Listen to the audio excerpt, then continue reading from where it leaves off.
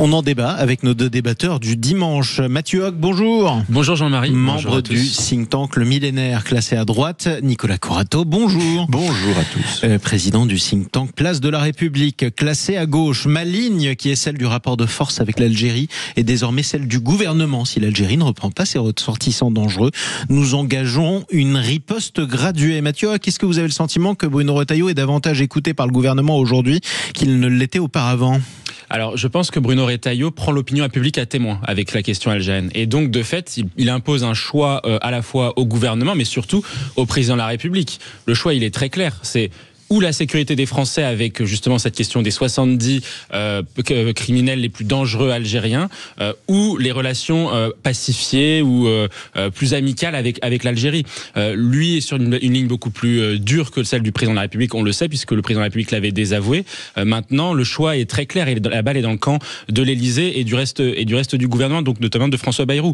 À partir de ce moment-là, Bruno Retailleau propose ce choix. Je pense que le choix que veulent les Français et auquel ils sont largement favorable, c'est un choix de rapport de force et de dureté à l'égard du régime de Tebboune, puisque 60% des Français, dans un dernier sondage de Ipsos, y étaient favorables. Alors le ministre de l'Intérieur a transmis vendredi dernier une liste de plusieurs centaines de ressortissants algériens présents en France et jugés dangereux pour leurs faits dans le passé. Bruno Retailleau qui affirme qu'une riposte graduée est prévue. Soit l'Algérie reprend ses ressortissants dangereux, soit la France riposte étape par étape. Et au bout de cette riposte graduée, il peut même y avoir la remise en cause de ces fameux accords de 1968. Est-ce que ça va trop loin pour l'homme de gauche que vous êtes, Nicolas Corato, ou pas ? Non, mais ça, c'est pas que ça va pas trop loin ou trop loin, c'est que tout ça, c'est de la comédie. Monsieur Retailleau est en campagne pour la présidence de son parti et pour 2027. Monsieur Retailleau nous fait le coup de « arrêtez-moi, sinon je fais un malheur ». Mais Monsieur Retailleau a tout intérêt à claquer la porte. Donc il cherche la bonne hypothèse, le bon réflexe, le bon prétexte pour claquer la porte. Et effectivement, il n'y a rien de mieux que le sujet de l'immigration pour un ministre de l'Intérieur qui veut être le champion de la droite en 2027 que de claquer la porte du gouvernement. Ça nous rappelle d'autres précédents. Monsieur Macron, quelques mois avant la présidentielle de 2017, Monsieur Retailleau aujourd'hui. Donc Emmanuel Macron, quelques mois avant la présidentielle de 2017, il qualifiait la colonisation de l'Algérie de crime contre l'humanité. Oui, c'est pas tout à fait la même approche du dossier algérien. Je parle du positionnement politique d'un ministre qui a tout intérêt finalement à claquer la porte en expliquant ensuite qu'il n'a pas eu d'autre choix que de partir de ce gouvernement. Alors ça, c'est pour l'analyse politique, et je l'entends volontiers. Monsieur Retailleau ne fait qu'instrumentaliser un sujet très sérieux, qui est le sujet de l'immigration et effectivement du traitement des OQTF. Je rappelle simplement, et c'est pour ça que je me permets non pas de sourire, mais enfin d'avoir une petite pensée un peu ironique, c'est que depuis, ça me rappelle Monsieur Pasqua avec les charters, c'est-à-dire qu'on se heurte à la mauvaise volonté de l'Algérie depuis des décennies sur ce sujet. Et donc pourquoi est-ce que Monsieur Retailleau aujourd'hui, parce qu'il aurait l'assentiment du gouvernement, arriverait là où tous les autres ont échoué? La question, c'est plutôt que de promettre aux Français le retour des OQTF en Algérie, il faudrait peut-être passer à autre chose en termes de politique publique. Mais c'est ce qui est évoqué, pardon. Vous le dites vous-même, Nicolas Corato, je déforme pas vos propos. Le problème de la France dans ce dossier, c'est qu'elle se heurte à la mauvaise volonté de l'Algérie. Par conséquent, la responsabilité vient d'abord de l'Algérie. Si l'Algérie refuse de reprendre ses ressortissants, peut-être quand même qu'il faut durcir le ton. Oui, vous voulez faire quoi? Déclarer la guerre à l'Algérie? Moi, je parle de la riposte graduée de Bruno Retailleau.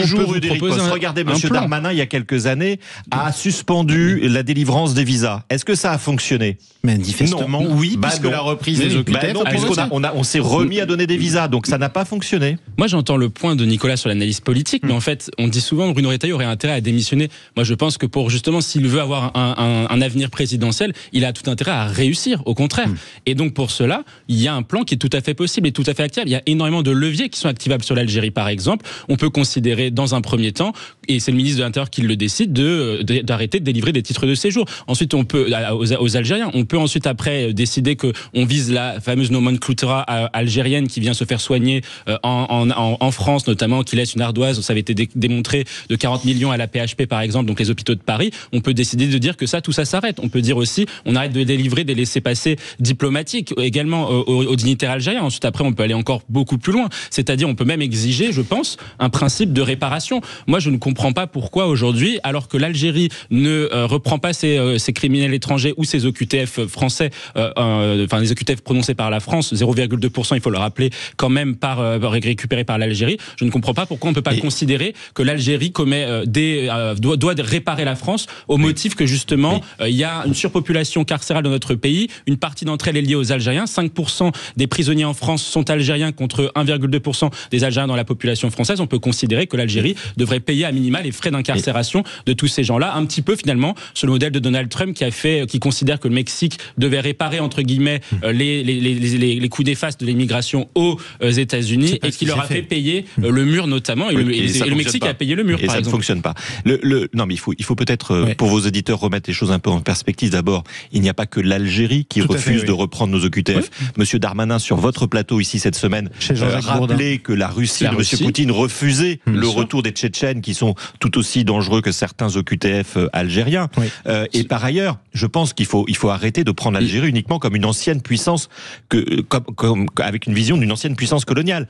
L'Algérie aujourd'hui, nous avons des problèmes géopolitiques majeurs avec l'Algérie. D'abord, nous avons reconnu, et le président Macron a reconnu les droits du Maroc sur le Sahara occidental, ce qui a déclenché une crise majeure avec ce pays qui effectivement n'est pas prêt à nous aider et n'est pas prêt à accepter la moindre concession. Deuxièmement, nous avons besoin de l'Algérie pour la lutte contre le terrorisme. Personne n'en parle, mais c'est important. Troisièmement, Monsieur Macron a durci, et heureusement le ton encore une fois face à Monsieur Poutine. Et l'Algérie est un des meilleurs alliés de la Russie en Afrique. Et alors ? Donc, on ne peut pas ignorer cette donnée géopolitique. Quand Monsieur Retailleau vient vous dire, si j'arrête de délivrer des visas à la nomenclature algérienne, vous allez voir comment ils vont céder. On voit bien que les sujets sont bien plus importants et bien plus essentiels que cette question de la visa. C'est une vraie question parce que, Nicolas Corato, imaginons mais il faut arrêter de dire n'importe quoi aux Français. Il faut arrêter de leur dire, vous allez voir, moi, Monsieur Retailleau, je vais faire plier l'Algérie et je vais les forcer à récupérer nos OQTF. C'est pas comme ça que ça se passe. Et ça ne se passera pas comme ça. Oui, d'accord, mais au-delà de ça, vous dites vous-même qu'il y a une mauvaise volonté algérienne dans la réadmission de ces ressortissants. C'est loin d'être le seul pays, d'ailleurs. On a parlé ce matin dans les informations d'un ressortissant marocain sous OQTF depuis un an. Les relations sont excellentes avec le Royaume du Maroc en ce moment. Ça n'empêche pas qu'il y ait des problèmes. Malgré tout, quand on vous écoute, vous dites oui, il y a un problème, oui, il y a une mauvaise volonté algérienne, et malgré tout, on peut rien faire parce que vous comprenez. J'ai pas dit qu'on pouvait rien faire. J'ai dit qu'on mentait aux Français quand on leur disait qu'on allait faire plier l'Algérie dans le contexte actuel, dans le contexte géopolitique actuel. Il faut reconnaître aujourd'hui que l'Algérie n'est pas un pays qui va coopérer avec la France sur le retour des OQTF. C'est une réalité géopolitique. Si vous ne regardez pas la réalité géopolitique en France, vous mentez aux Français. On arrête de mentir aux Français en leur disant que je vais faire plier l'Algérie. On arrête de leur dire si l'Algérie ne plie pas, je quitte le gouvernement. Tout ça, c'est des carabistouilles, c'est de la démagogie politique. Dans ces cas-là, on réduit l'immigration venant de l'Algérie. Pardon, mais qu'est-ce qu'on fait pour que dans ce cas-là, ce dossier se règle avec l'Algérie ? Mais je pense qu'il faut, nos diplomates, nos services n'ont pas attendu Monsieur Retailleau pour durcir le ton vis-à-vis de l'Algérie. Ça fait des mois que le ton est durci vis-à-vis de l'Algérie. Et Boualem Sansal est emprisonné avec son cancer et ses 80 ans. Et un homme algérien. Et le gouvernement français a pris fait et cause pour Monsieur Sansal. Donc tout ça. Et un homme algérien perpètre un attentat à Mulhouse, un attentat mortel, alors que l'Algérie a refusé de le prendre. Mais nous sommes d'accord. Comprenez que les Français, qui soient de gauche ou de droite, qui nous écoutent, trouvent ça absolument exaspérant. C'est exaspérant, mais l'Algérie est un pays souverain. Donc à part déclarer la guerre à l'Algérie, je vois pas ce que vous allez faire pour les forcer à reprendre ces ressortissants OQTF. Il y a une autre mesure qui est possible, qui dépend là pour le coup de l'Union européenne, c'est de dire que nous en France, on peut considérer que ce sujet-là est un sujet majeur pour nous et demander à l'Union européenne de pratiquer des sanctions commerciales, puisqu'on n'a plus la maîtrise de notre politique commerciale, puisqu'elle dépend de l'Union européenne. On peut considérer, et là vous verrez que le régime algérien va très vite changer, puisque quand vous regardez le rapport de force économique entre l'Union européenne et l'Algérie, on peut considérer que si la France... Vous n'avez aucune chance d'avoir l'accord de Giorgia Meloni dans l'Algérie. Pourquoi pas, sauf qu'effectivement l'Algérie fournit du gaz à beaucoup de pays européens. Il faut regarder la géopolitique en face. Vous voyez, et c'est là où j'en veux beaucoup à Monsieur Retailleau, à cette nouvelle droite un peu ultra, l'idée que tout se réduirait au problème d'immigration. Or, en fait, le monde est bien plus complexe que notre petit point de vue sur, effectivement, un vrai problème qui est l'immigration. Vous ne pouvez pas traiter les choses de manière distincte les unes des autres. Dire qu'aujourd'hui, que nous avons un problème avec l'Algérie uniquement sur les OQTF, c'est réduire le monde à une peau de chagrin. Et c'est ça que je reproche à ces hommes politiques. Est-ce qu'on peut revenir sur ce symbole parce qu'il est important quand même. Quand vous avez un Français qui est condamné, d'ailleurs à la peine de mort, même si on a tout fait pour l'en sortir, pour du trafic de drogue en Indonésie, on met plusieurs décennies à faire en sorte qu'il revienne dans notre pays pour purger sa peine. C'est ce qui s'est passé il y a quelques jours. Pourquoi on ne reproche pas à ces pays, et l'Algérie est loin d'être le seul, d'abandonner ces enfants qui commettent comme ça dans d'autres pays, sur d'autres territoires, des attentats ou des actes très graves. Enfin, il n'y a qu'à ces pays-là qu'on permet tout. Enfin. Mais parce que, d'abord, quand vous parlez de notre ressortissant en Indonésie, nous considérons, et nous avons raison de le considérer, que nous sommes un pays qui respecte les droits de l'homme, et qu'effectivement, l'Indonésie n'est pas un pays qui respecte les droits de la défense et les droits de l'homme dans son milieu carcéral. On a négocié avec elle pour rapatrier notre compatriote. Et qu'on a tout intérêt à rapatrier nos compatriotes. Et on a bien fait. Je suis désolé de vous dire que l'Algérie ne se considère peut-être pas comme un pays au niveau du standard occidental ou international sur les droits de l'homme. Soit c'est sa faute, mais dans tous les cas, il faut rien faire. Je dis simplement que c'est difficile d'être un pays qui respecte les droits de l'homme et que nous avons raison en France d'être exigeants sur ce sujet-là. Et on vous répondra que si on est un pays qui respecte les droits de l'homme, on se retrouve à ne rien faire face à un homme qui a été refusé 10 fois par son propre pays et qui commet quand même un attentat parce que c'est notre faute, on respecte les droits de l'homme. Mais que l'Algérie fasse du chantage sur la France sur le retour des OQTF, c'est vieux comme le monde. Excusez-moi. Et ça a pas l'air de vous choquer. Mais oui, nous sommes. Les Français subissent la délinquance. Je rappelle, Nicolas précise sa pensée. Je rappelle aux auditeurs que nous avons avec l'Algérie un passif qui tient à une guerre. Il y a eu une guerre entre les deux pays. Il y en a eu une au Maroc aussi. Et ça n'était pas des événements, c'était une guerre. Il y a eu une guerre d'indépendance qui s'est terminée il y a 80 ans à peine, dont les plaies n'ont pas été pensées. Le pouvoir algérien se construit vis-à-vis de sa population en partie contre la France, contre le pouvoir français. Donc ne dites pas que c'est aussi simple que de retirer quelques visas ou d'arrêter quelques aides financières. La structuration même, l'essence même, la raison d'être du pouvoir algérien aujourd'hui, elle tient à une forme d'opposition avec la France. L'ignorer, c'est ignorer la manière dont le monde fonctionne. Mais personne n'ignore l'opposition. Non, mais on a l'impression que ce serait simple comme régler un problème administratif. Pardonnez-moi, c'est pas le sujet.